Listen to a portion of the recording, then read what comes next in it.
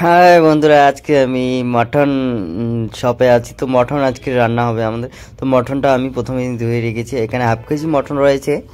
তো খুবই fresh mutton, দোকান থেকে এইমাত্র নিয়ে আসলাম। তো মটনের জন্য আমি মটন রেসিপি রান্না করব। প্রথমে তেল দিয়েছি এবং যেগুলো খাড়া মশলা রয়েছে এগুলো দিয়ে দিচ্ছি। দালচিনি, লং, এলাচ, ছোটো এলাচ, বড় এলাচ, জিরা, এগুলো প্রথমেই অয়েলে দিয়ে দিচ্ছি এবং এখন দিয়ে দিচ্ছি আমি অনিয়ন এবং গ্রিন চিলি। তো এখানে আমি একটু ব্রাউন না হওয়া অবধি আমি একটু চালিয়ে নেব। যতক্ষণ না ব্রাউন হচ্ছে ততক্ষণ আমি কুক করেই যাব। তো এই অবস্থায় দিচ্ছি আমি হলুদ, একটু সল্ট, হলুদ দেওয়ার কারণ এটাই তাড়াতাড়ি ব্রাউন হয়ে যায় অনিয়নগুলো। তো বন্ধুরা দেখতেই পাচ্ছেন অলমোস্ট ব্রাউন হয়ে গেছে 60%। তো এই পর্যায়ে আমি জিঞ্জার গার্লিক পেস্ট দিয়ে দেবো 2 স্পুন। যেহেতু আমি এখানে হাফ কেজি মটন নিয়েছি, তো 2 স্পুন জিঞ্জার গার্লিক পেস্ট দিয়ে দিচ্ছি।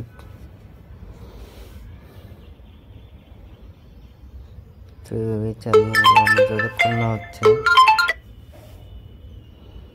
তো মটনগুলো আমি অ্যাড করে দিলাম মাত্র।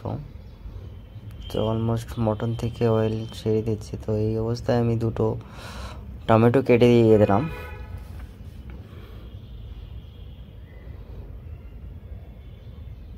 তো টমেটোগুলোকে মিক্স করবো এখন আমি।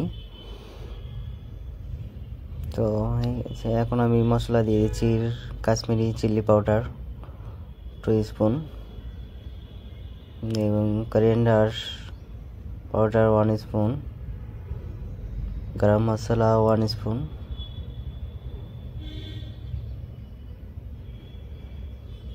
তো এখন আমি মশলাগুলোকে ভালো করে ফ্রাই করে নেব একটু, যাতে লেগে না যায় মশলাগুলো।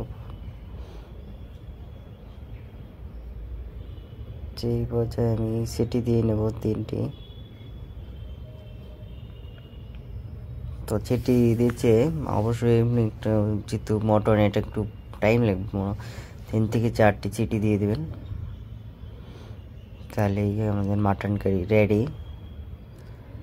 তো অলমোস্ট আমার মাটন কারি রেডি।